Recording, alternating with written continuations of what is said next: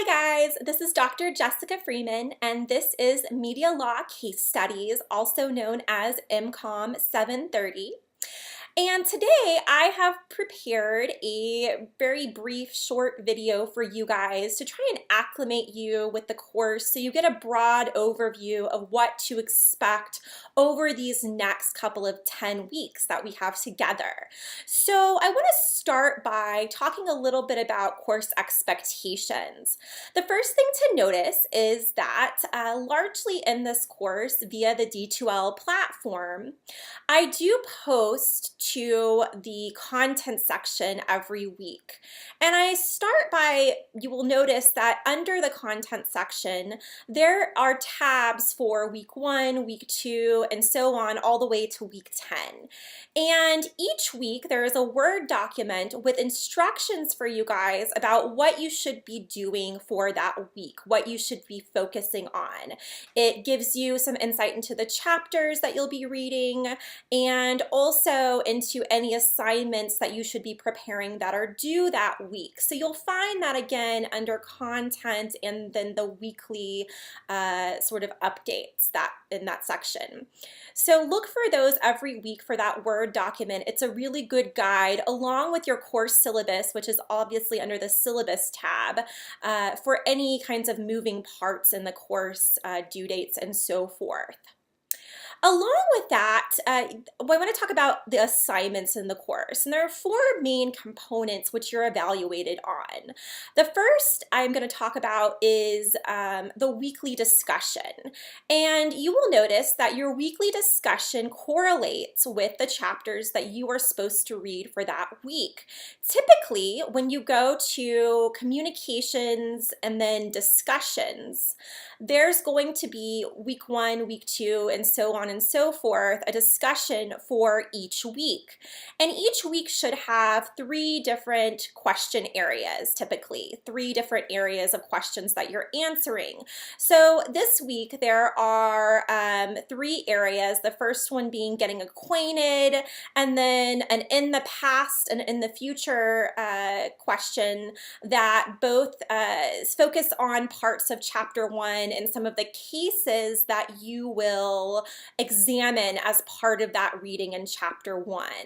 And so make sure that you do answer those questions. They're due every week by midnight on Sunday.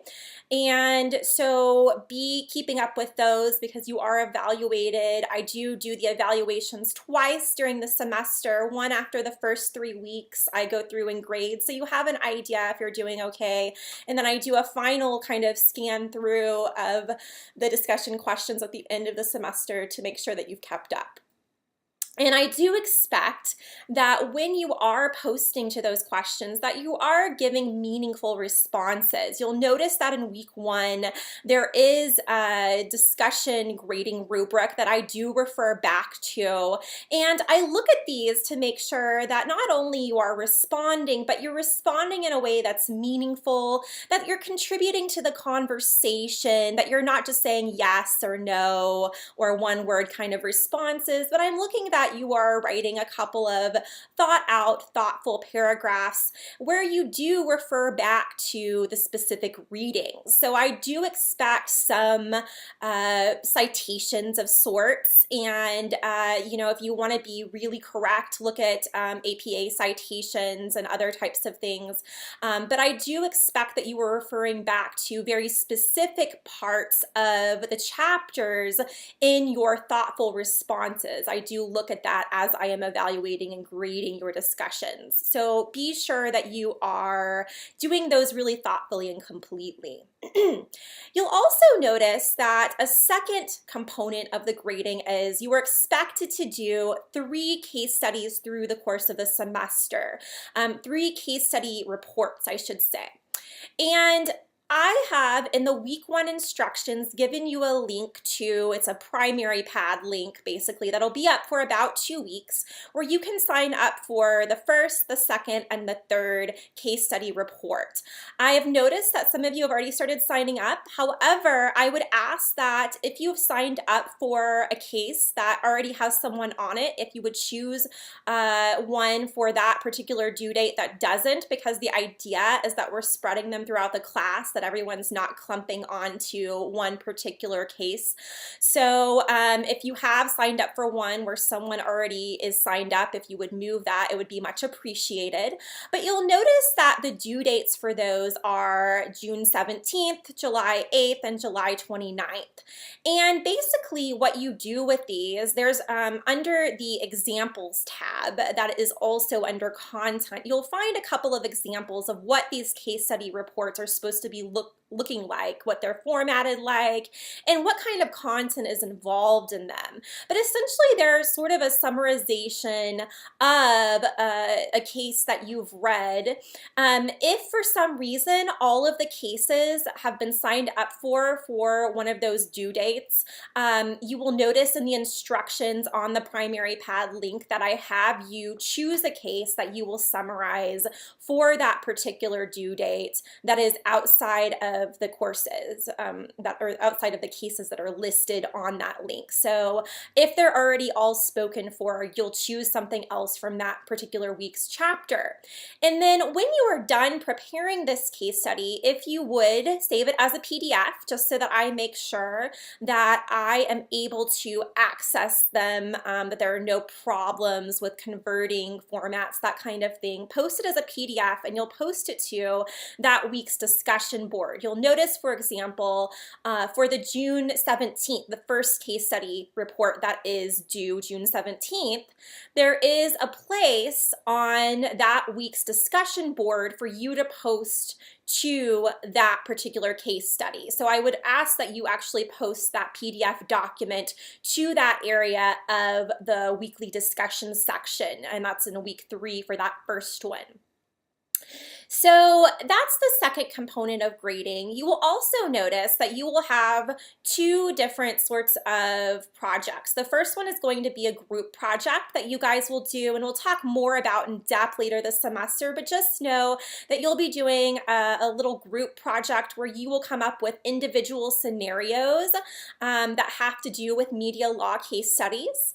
And then finally, you will have an individual final exam assignment that's due at the end of the semester, where you will go through and answer some questions about media law in the context of different scenarios that come up, and I will grade and evaluate those as such individually. So those are the 4 main areas that I evaluate on through the course of the semester, again being the discussion, number 1. Number 2 is going to be those 3 case studies that you sign up for that go throughout the semester that you write some reports on. And then number 3, the group scenario project, and number 4, the final exam scenarios. So that should give you an overview of how the course is formatted. Finally, I wanted to tell you a little bit about myself. So again, my name's Dr. Jessica Freeman. I have been at SDSU since August of 2016, and I am originally from Dallas-Fort Worth, Texas. I did my undergraduate at the University of Texas at Arlington in news editorial journalism, and then went on to do my master's in mass communication at Texas Tech University, and then finally got my PhD from the University of Missouri in 2011 in journalism. And I've been teaching at the college level ever since, and I love teaching. It's a great thing to do. It's a great career path. I love interacting with you guys, and I have taught both undergraduate and graduate courses, both online and in person. So that's a little bit about my background. Personally speaking, I live here in Brookings. It's a long way from home, a little bit colder, though I will say in the summers they're great. It's not nearly as hot as Texas. I also, you will notice if in my videos, and I'll post videos intermittently, by the way, I try to do them throughout the semester, not necessarily every week. I will do some type of communication every week, but not necessarily a video. But you'll notice that in my videos, sometimes you might see a little white fluff ball lurking in the background. I do have one little dog named Norton. He is mostly Maltese, and I like to say all human. He is my child. And so you will see him. He largely pops up in sometimes my lectures and PowerPoints, and so you will probably hear a lot about him through the course of the semester. His name comes from the Missouri State grape, which is also a wine that I discovered while I was in PhD school there. And he is a ball of energy. And right now he's, I think, sleeping somewhere on the couch behind me. But along with that, I just wanted to mention it's summer, so I will be traveling a little bit from time to time. However, please do not hesitate to reach out to contact me either via email or via the cell phone number that's listed on the syllabus. Sometimes I will say as I'm traveling, texting or calling is a little bit quicker response time just because I have my cell phone and text right up in front of me.